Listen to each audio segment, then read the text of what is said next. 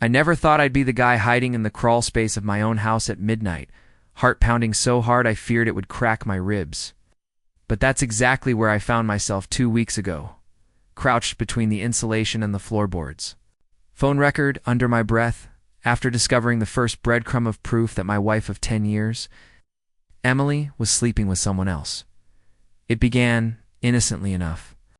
Last October, I noticed she'd started locking her phone when she'd never done that before. Then the gym schedule calendar invites started showing up on my work laptop.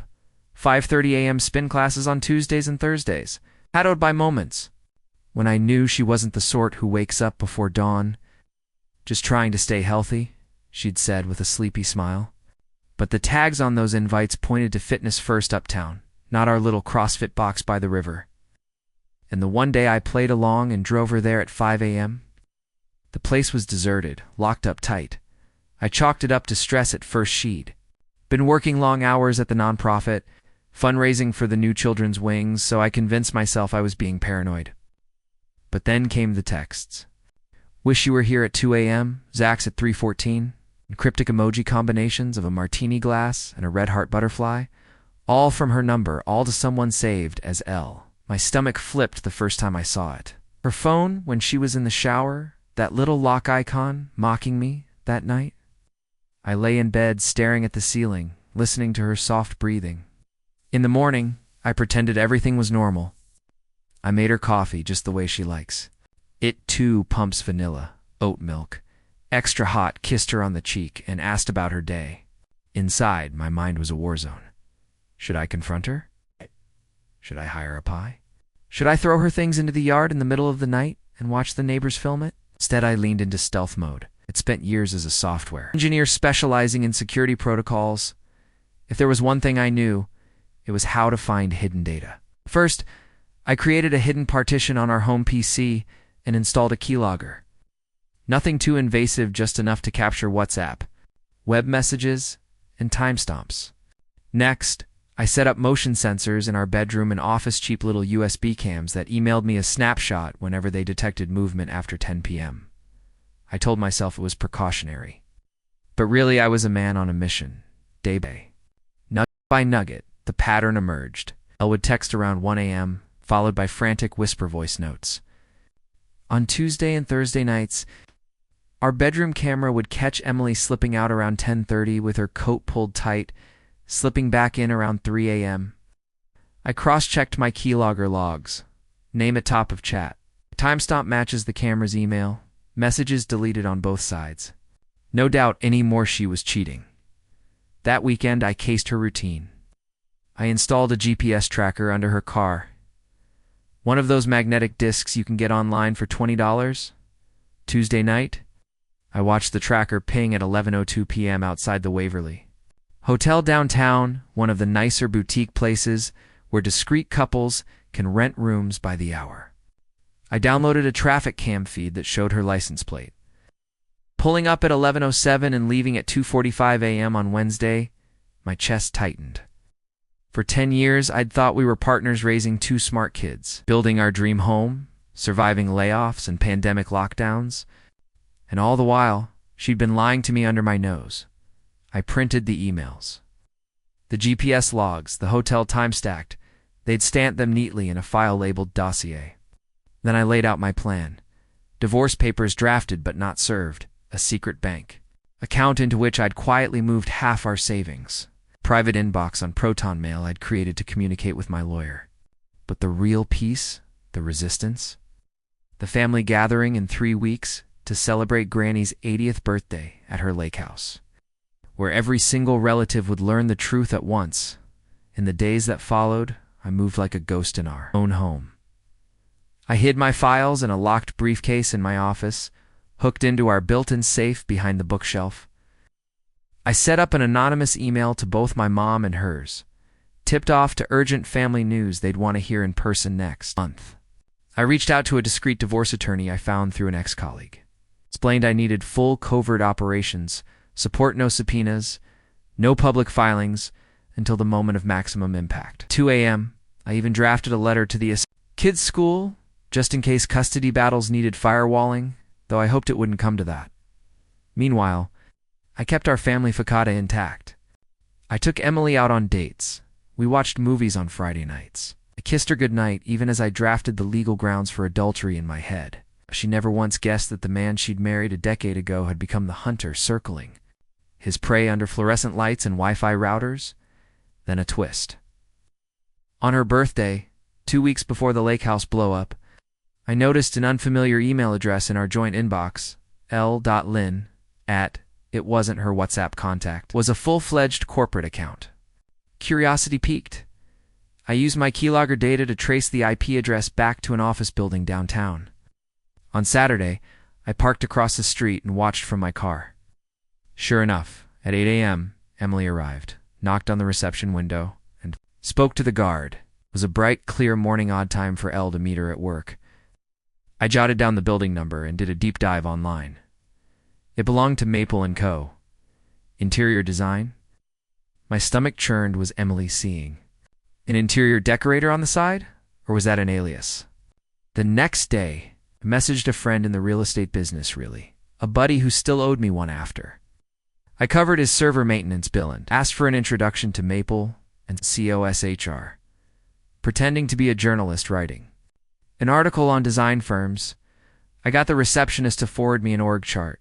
Bingo! There was an Eleanor L. Lin, senior designer, hired 6 months ago. I cross-checked LinkedIn, a professional profile with portfolio images, glowing. Endorsements from clients, a LinkedIn network bloated with testimonials. She was real. Even her face, shown on LinkedIn, matched the blurry selfie I'd caught on the bedroom camera. I kept digging. Over the next week, I used a burner phone to call a few of Maple & Co.'s design partners, posing as a client interested in booking Eleanor.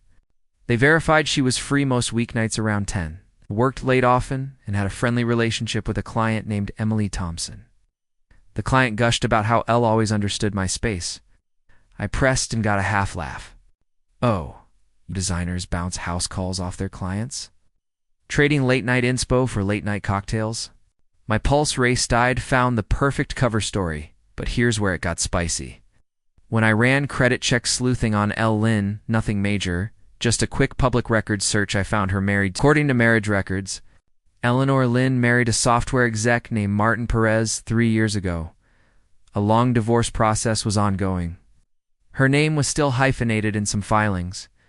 Martin's address was a swanky condo downtown near my own office. Suddenly my plan had a cliffhanger. Was Martin's wife sleeping with my wife? Or was Elle double cheating to husbands, one secret lover? I knew I had to get closer. I drove down to Martin's condo one evening and left a discreet flyer typed on my home printer under his doormat. Martin, you might want to check. Your spouse's calendar invites, some of them lead to late work meetings that end at 3 a.m. Confidential advice from a friend who's been there. Leaving that note felt like lighting a match under a powder keg. I sped off before he opened the door, my mind buzzing with anticipation. The next morning, Martin called a mutual acquaintance at my company who relayed that he was shaken and wanted to talk. I arranged a casual lunch, masked my interest as friendly concern, and sat across from him at the corner cafe. He was handsome in a mild-mannered, way-polished hair, calm eyes that narrowed with suspicion. He spilled that he'd found similar text screenshots of E. Lin in his wife's phone, the moon and wine glass emojis, the 1 a.m. departures to site visits. He thought it was her client outreach until he realized there was no such client. He told me he was staying silent until he had more proof. I can't divorce her on rumors, he said. Legal fees are insane. That confession was a goldmine. Now I had two insiders, Martin and me, sitting on parallel betrayals. We exchanged files, his screenshots, my logs. Together, we built a cross-referenced timeline of the two women's secret rendezvous. The betrayal was staggering, over 30. Rendezvous in 6 months, half at the same Waverly Hotel, several at her gym, and a handful in my own house late at night when the kids stayed with my parents. The realization hit me like a freight train. My wife was less an unfaithful spouse than a serial cheater. That night, took a decisive step. I filed for divorce internally that evening, through my attorney draft only, not filed with the courts. The papers would be ready the moment we revealed everything. Then I crafted the final, wickedly delicious layer of my plan. A joint family call at Granny's lake house, where everyone my parents, siblings, cousins would gather. Around Saturday week, during the dinner toast, I'd have my attorney hand out sealed envelopes to each family member. Inside, a letter outlining the affair, time-stamped evidence, hotel receipts, plus a final page. I have served papers today, effective immediately. I am seeking full custody of our children, half of all marital assets, and a public apology from Emily. I smiled for the first time in weeks, tasting the grandeur of that moment. They'd all gasp, they'd all whisper, they'd watch her face as the truth landed. I pictured her sister fainting, her father's face turning red, my mother's hand flying to her mouth. I imagined the confusion, the shock, the pity, and then the catharsis for me. After 10 years of blind trust, I would expose her lies, reclaim my life, and walk away with my dignity intact. Now I'm back in that crawl space at 2 a.m., checking my watch. 3 days until reveal. The file is locked in the safe. The hidden camera is repositioned to record her reaction. The family emails are drafted. My divorce attorney confirmed the papers will be served on Friday with a clause naming Martin as a correspondent. Soon, the world she built on deceit will crumble and I'll emerge unbroken. Children in one arm, resolved future in the other. Because sometimes the only way to heal is to show the world the truth in all its messy, painful glory and then choose to rise above it. By Wednesday night, the house felt like a pressure cooker. I'd spent the afternoon at the lake house couriering groceries and folding linens, all under the guise of Friday's big family celebration. Emily helped, to chatting cheerfully about Mom's roast recipe, tucking my daughters into their bunk beds. All the while, I was counting down the hours until the envelopes went out. That morning, I double-checked every piece of tech. The motion sensor in our bedroom was relaying live photos to my burner email. The GPS tracker under her car was pulsing on my phone's map. My attorney confirmed that the divorce draft would be file-ready at 9 a.m. Friday, so service could happen immediately after she opened her envelope. I'd even had the safe's contents rehearsed with his assistant. He'd flash through the evidence packet in 20 seconds flat, then hand her the papers with a curt, "You're served." But life has a way of tossing curveballs. On my way home from the lake house, I noticed the hatchback parked illegally in front of our driveway. Emily's car, engine cold, door slightly ajar. My stomach lurched. I sprinted up the Walconley. To find her inside the house, rifling through my laptop bag on the kitchen counter, eyes wild. "Adam," she hissed. "What the hell is this?" On the counter lay my Proton Mail registration confirmation. Printed in bold at the top of a sheet, Proton Mail account creation date, October 10th, 2023. Email, revengepilot@protonmail.com, and beneath it, a screenshot of our joint bank account withdrawal, $45,000, moved to an offshore trust. Her face paled. You're to divorce me?" Her voice nearly cracked. I held my ground. "I have to serve you papers on Friday. I'm sorry it's come to this." Tears sprang to her eyes, but there was no genuine sorrow, only panic. She dropped the printouts and bolted up the stairs. I followed quietly, pausing just outside our bedroom door. I heard her frantically opening drawers, ripping clothes out of closets, clutching her phone to her ear. "No, it's me, Martin. Please call me back." So, she'd phoned him. My pulse hammered. She was panicking, but was she covering tracks or pleading for mercy? I eased downstairs and slipped out the back door, dialing Martin's burner. "She's home," I whispered.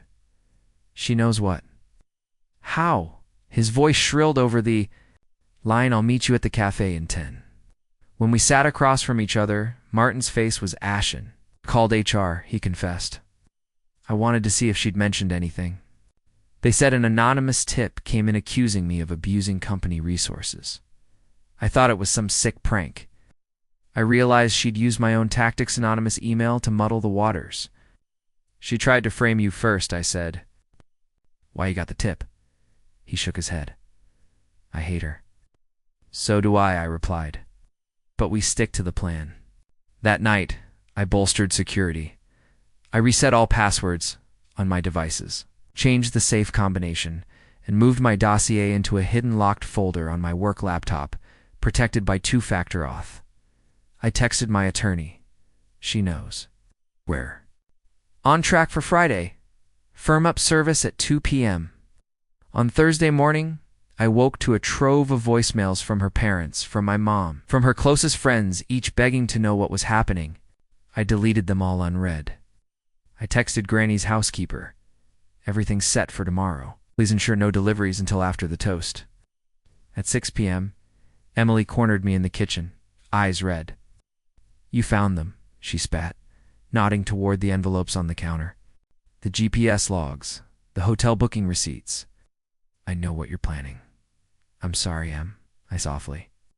I tried to talk to you, but you wouldn't answer when I knocked. Her lip quivered. I was scared. Then maybe you. Should have thought of that before lying for 6 months. She stared at me, then pivoted and ran upstairs, slamming our bedroom door. I let her go. Confrontation now would only lead to her lawyer calling mine. I locked the door behind me and grabbed the envelopes, 12 in all, dressed in crisp block letters. Mom, Dad, sister, brother, my mom, her dad, her best friend. I laid them out like surgical instruments. On the dining room table, alongside the printed divorce petition, tomorrow, I'd slice this family clean. Friday, 10:30 a.m., we arrived at the lake house under bright skies, 20 of us piling out of cars. Emily's family descended on her, effusive with hugs and happy birthdays. I lingered at the perimeter, watching faces. Everyone assumed it was just another festive weekend. At 12:15, Granny called us all to the dock for her toast. Beamed in her favorite blue cardigan, glass of Chardonnay in hand. To family, she said. To love, laughter, and another decade of memories. She raised her glass. Before we drink, I said, stepping forward. Silence rippled across. The lawn? All eyes landed on me. My parents, her parents, cousins, perched on Adirondack chairs. I set down the envelopes. I have something to share. My voice sounded calm, but inside I was electric. I handed the first envelope to Grandma. 4. You, from your first grandchild. She opened it, unfolded the letter, then blinked. I watched her eyes flick to me. One by one, I distributed the envelopes, to Martin, to her sister, to her dad. Each person tore open the flap, scanned the pages, and looked up in shock. I let the silence stretch until someone gasped, then 2 more. Then a rippling chorus of, "Oh my God, and is that?" Emily stood frozen, mouth open. Her father's face went flush red. Her mother's hand flew to her mouth. Martin's jaw dropped. I stepped back, folding my arms. Attorney sees papers this. Morning, I said. I'm seeking full divorce, citing adultery. I'm also pursuing half of our assets and primary custody of our children. All the evidence is in those envelopes. Her cousin, usually the jokester, stammered. Why? Why would you do this here? 'Cause after 10 years of marriage and 6 months of lies, I said, there's nowhere else I can stand that holds more memories than right here, surrounded by the people we claim to love. Her sobs cut through the gathering. I waited until the murmurs settled into stunned whispers. Then I raised my glass. To the truth may, it set us free. Spring. I drank, the cold Chardonnay burning down my throat. I felt lighter than I had in years. The days that followed were a blur of lawyer calls and custody negotiations. Emily retreated to her parents' house. The girls stayed with my mom for a week. Martin filed for divorce as well, served on Eleanor Lynn. By the end of the month, both marriages were officially dissolved. I moved into a smaller condo downtown, just me and the kids. I hosted movie nights, taught them to make pancakes on Saturday mornings, and built new routines grounded in honesty. At work, I channeled every ounce of hurt into productive energy. I spearheaded a major client pitch, landed a promotion to senior technical lead, and even started mentoring junior engineers who were dealing with tough personal situations of their own. One evening, as I tucked my daughters into bed, they hugged me tight. "We love you, Daddy," they whispered. In that moment, I knew that despite the pain and humiliation, I'd created something stronger than any marriage contract. A family, built on trust and integrity. And somewhere, in the echo of all that chaos, I found peace.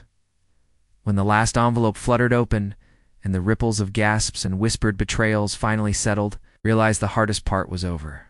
My wife's stunned tears, her family's questions hurled at me from every angle. Even Granny's trembling voice, "What happened to my sweet Emily?" All of it faded into background noise as I pocketed the empty papers and raised my glass one final time to seal the moment. By Saturday night, Emily had retreated to her parents' guest room, refusing to speak to anyone but her lawyer. Martin took his own case quietly. Eleanor Lynn vanished from my radar entirely.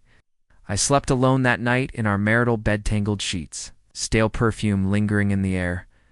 But for the first time in months, I felt a sense of calm.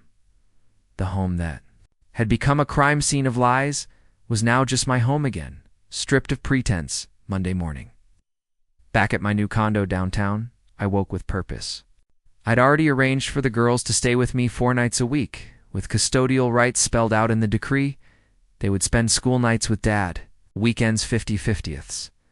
The divorce was finalized in 7 weeks faster than either of us expected once the judge reviewed the airtight evidence, because I'd caught her so red-handed. We bypassed lengthy discovery. The judge's parting words to me were, "Mr. Walker, you exercised remarkable composure. Best of luck." I thanked him and walked out knowing I'd reclaimed not just my freedom but my dignity at work. News of my personal saga spread like wildfire, but rather than pity or jokes, I was met with respect.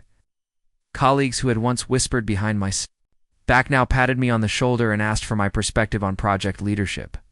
My manager offered me a spot on the executive steering committee, saying, "We need your clarity and integrity in our toughest decisions." I quietly accepted. My old ambitions reframed. This time, I wanted to build something lasting, not just climb the ladder. At work, news of my personal saga spread like wildfire, but rather than pity or jokes, I was met with respect. Colleagues who had once whispered behind my back now patted me on the shoulder and asked for my perspective on project leadership. My manager offered me a spot on the executive steering committee, saying, "We need your clarity and integrity in our toughest decisions."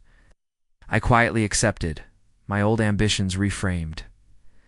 This time, I wanted to build something lasting, not just climb the ladder. The girls adjusted quickly. I transformed our condo into a home again. Wall-to-walls bookshelves, Lego Kingdom in the living room corner, a tiny hand-drawn sign on the fridge that read Dad's Pancake Factory for Saturday. Breakfasts.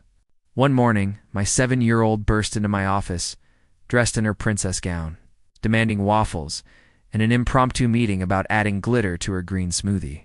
Knelt on the hardwood floor and told her the glitter would be free, but only if she signed a contract in crayon. She agreed, happily scribbled princess rules at the bottom, and ran away satisfied. That little moment, silly and bright, is a reminder that even the smallest connections are worth fighting for. Financially, I emerged ahead. Emily forfeited half our joint account, and because the affair with Eleanor Lynn had continued in the marital home, the court awarded me the house with full title. I sold it at a modest profit, paid off lingering debts, and parlayed the rest into a rental property in a good school district. When the tenants moved in, I felt a thrill not just from numbers, but knowing that 2 small families would feel safe under that roof where I once felt betrayed.